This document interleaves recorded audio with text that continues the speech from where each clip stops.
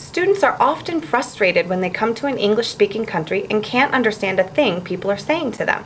They complain that native speakers don't sound anything like the English they learned in their textbooks back home. However, using the following technique, we can help our students improve their listening in two important areas: gist and detail.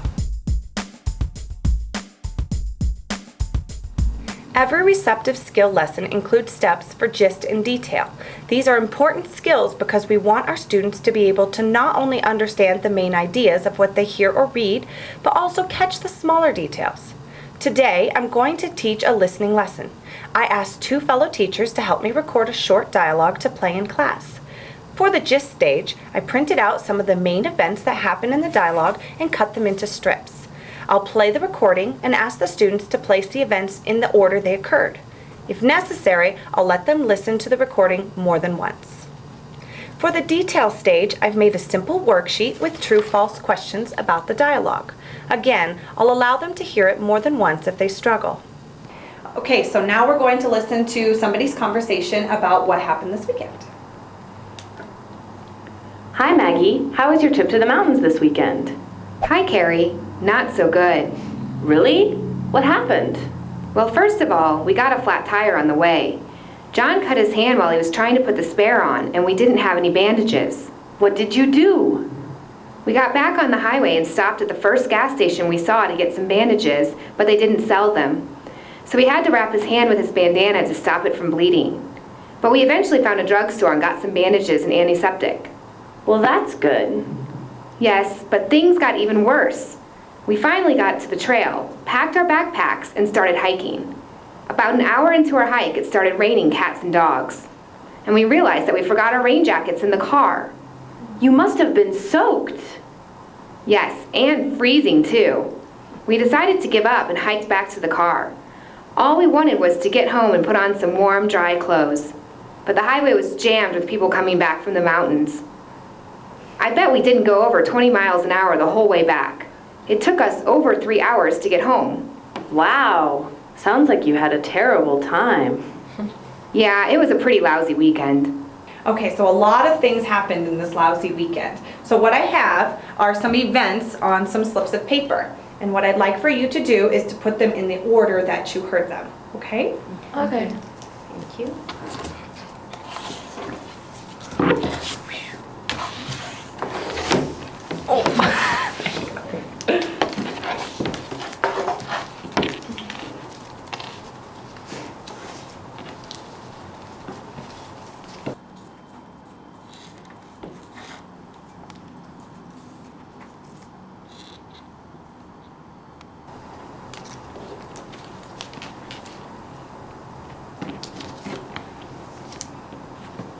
How are you guys doing? It's a little difficult, right?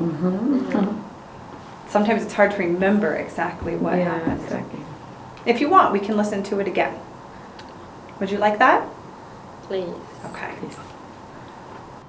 Hi Maggie, how was your trip to the mountains this weekend? Hi Carrie, not so good. Really? What happened? Well, first of all, we got a flat tire on the way. John cut his hand while he was trying to put the spare on. Okay, so Nancy, tell me what happened first. John fixed the flat tire. Very good. So he fixed the flat tire, and then what happened, Anna? John grabbed his hand with a bandana Very good. Why did he wrap his hand with a bandana? because he cut his finger when he was fixing the flight tire. Flat tire. Very good. Isabel, what happened next? They went to a gas station. Exactly. Very good. Okay, so we're going to listen to it one more time, but I want you to pay attention to the details, okay? Okay. Hi Maggie, how was your trip to the mountains this weekend? Hi Carrie, not so good. Really?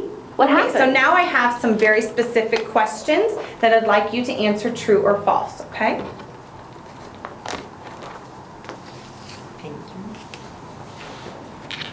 Thank you. If you have a question about a word, go ahead.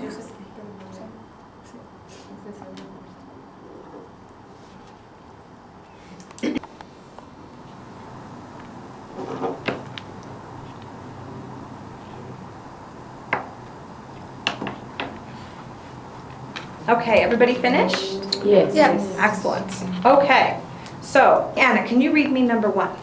Maya and John forgot their backpack when they went hiking too. True. Everybody agree? Yes. No. False. No? False. Okay. Isabel, why do you think it's false?